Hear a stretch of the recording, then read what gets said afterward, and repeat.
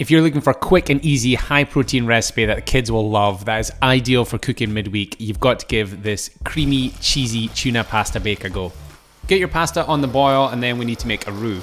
Anytime I make a roux, this takes me back to like second year home economics in high school. But anyway, all you need to do is melt your butter, add your flour, and gradually whisk in your milk until you get something nice and smooth and creamy.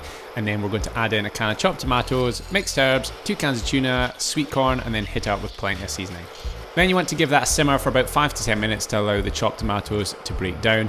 And then we're going to add the pasta into it.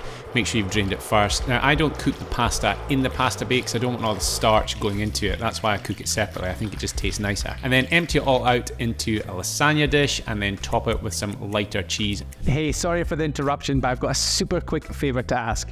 If you could either click like, drop a comment below and let me know what you think of this recipe, or subscribe, I would really appreciate it. It has got absolutely nothing to do with my ego. It just means that if you interact with this video in some way, YouTube is more likely to show it to others so that more people get a chance to cook my recipes.